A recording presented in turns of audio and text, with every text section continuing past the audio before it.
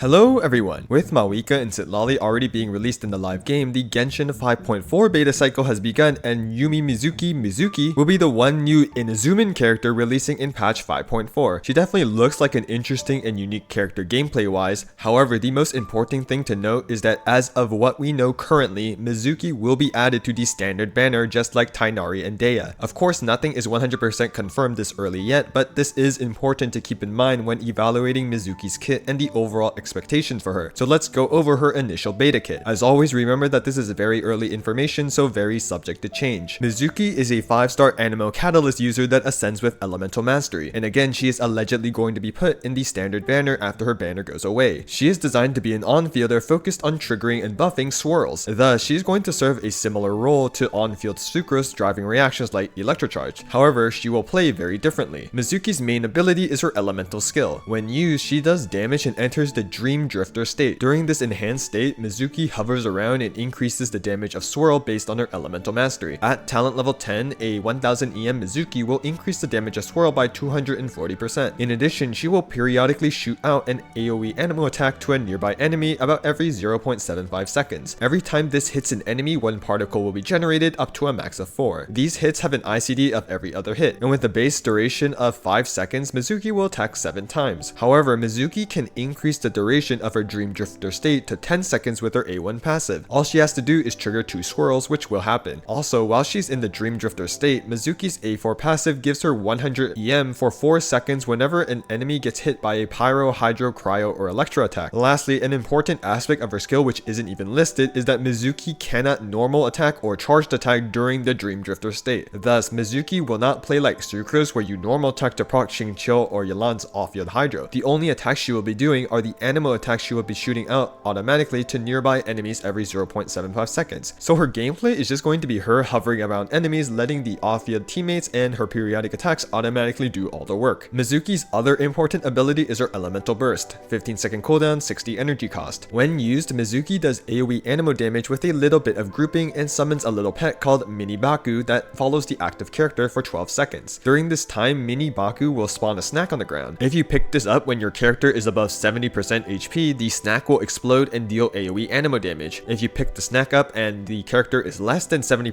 HP, it will heal the character based off of Mizuki's Elemental Mastery. At 1000 EM and talent level 10, this heal is about 2600 HP, which is alright but isn't that much. If you don't walk over this snack, then it will eventually automatically explode to deal AoE Anemo damage as if you walked over it with greater than 70% HP. It's just more Anemo attacks for more swirls, which is nice. The heal is also cool, but keep in mind that if you get healed, you lose damage because you potentially lose an instance of swirl triggering. Lastly, Mizuki's special passive gives you a chance to heal more when using healing foods, with the chance increasing with the friendship level of the character. That's pretty much everything on Mizuki's initial beta kit. Pretty simple to understand, which makes sense if she's going to be a standard character. Her gameplay is also simple as well. You set up all your off-field support skills, then swap to Mizuki to skill and burst, then hover around enemies, picking up snacks left from her burst. Your off-fielders and Mizuki's Dream Drifter state will do all the attacks for you. Next, let's go over Mizuki's initial beta constellations. With C1, Mizuki will periodically mark a nearby enemy. When an enemy gets hit by swirl, the mark will be consumed to increase the swirl damage done to that enemy, scaling off of Mizuki's Elemental Mastery. C2 will give the team Pyro, Hydro, Electro, and Cryo damage bonus during the duration of Mizuki's enhanced skill state, scaling off of Mizuki's Elemental Mastery. At 1000 EM, this is a 20% damage bonus for the team for whenever Mizuki is on field and in the Dream Drifter state. In comparison, Kazuha's A4 damage bonus buff is double the scaling and works when he's switched off field, though it only applies to the elements that were swirled. C3 increases the skill talent level by 3. C4 makes picking up the snacks spawned by Mizuki's burst both heal and do damage, removing the HP condition it normally has. In addition, picking up snacks will give energy to Mizuki up to 20, which drastically lowers her ER requirements. C5 increases the burst talent level by 3. And lastly, C6 is a fun one. While Mizuki is in her enhanced skill state, swirls can crit. This is similar to how Nahida C2 can make certain Dendro reactions crit. Overall, C2 and C6 look the most promising, and theoretically, if you lose enough 50-50s in the future, you can get these constellations eventually. Next, let's go over Mizuki's potential build options. As a swirl trigger with EM scaling, she'll want EM based weapons. Her signature is the epitome of that. It has EM as a substat and gives even more EM when you trigger a swirl, use an elemental skill, or your elemental burst, all totaling 513 EM for Mizuki. Definitely looking like the best weapon option for her, but there are plenty of other options. For 5-star weapons, both Sitlali's and Nahida's signature are usable, though you're not getting the damage bonus from Sitlali's weapon because because you're not creating a shield. For 4-star weapons, Sacrificial Fragments passive isn't useful, but it's still good for the EM it provides. Wandering Even Star is also another good choice for its passive team buff. Lastly, more free-to-play available options that look good are the Sumeru craftable Fruit of Fulfillment and the 3-star weapon Magic Guide for teams like Electrocharged. For artifact sets, Mizuki is an animo unit that relies on swirls, so 4-piece Viridescent Venerer will be her obvious best set. The 4-piece gives both swirl damage and res dread to swirled elements, so this set is perfect for her and you shouldn't be using anything else. In terms of artifact stats, also very simple. Elemental Mastery main stat on everything, as EM increases the damage of all the swirls Mizuki is triggering as well as any subsequent reactions that those swirls are causing. If you're really struggling for ER, then you could use an ER Hourglass. For substats, you just need to look for Energy Recharge and Elemental Mastery. Lastly, let's cover Mizuki's potential team comps. As an animo driver focused on triggering swirls, Mizuki will share similar team comps with on-field Sucrose teams. The big difference is that because Mizuki cannot normal attack after she presses her skill and is in her Dream Drifter state, she cannot play with off-field supports like Xingqiu, Yelan, and Beidou who require normal attacks to proc their burst, limiting her potential teammate options to characters that have things like summons. For example, Mizuki will be great in a taser team like Sucrose focusing on Electrocharge, however you'll have to use units like Farina, Kokomi, or even Seedrine for your off-field Hydro application. You could also choose to run another off-field animal character like Venti or Kazuha to help with the grouping and really all in on AoE. Another potential good team comp are Aggravate teams. With 2 off-field Electro characters like Yai and Fischl that will be triggering Aggravate themselves, Mizuki will trigger Electro Swirls. And if this damage also hits an enemy with a Quicken Aura, this swirl damage from a full EM Mizuki will also proc a high damage Aggravate. Similarly, replacing one of the off-field Electro characters with an off-field Hydro character can also work as a decent Hyper Bloom team. Mizuki's Electro Swirls can hit the Dendro cores, and since Mizuki will be full EM, the Hyper Bloom procs will do a good amount of damage. Aside from these 3 main team archetypes, you could consider swirling to drive reactions like Overloads or Super Conducts. However, Overload has the problem of enemies being knocked back, and Mizuki doesn't have much grouping, and while the Super Conduct reaction damage was buffed recently, we don't have that many good off-field crowd supports to make that team very good. So you could try these teams for fun, but I'm not too confident that they'll be good at the moment. Lastly, since Mizuki's gameplay just involves her entering her Dream Drifter state with her skill and hovering around enemies, you could easily put her in any of your AFK teams that rely on off-field damage. For example, one common AFK team I've seen is just putting the Archons in and letting their skills do all the work. Mizuki is a great teammate option to complement their off-field skill damage. Will it be meta?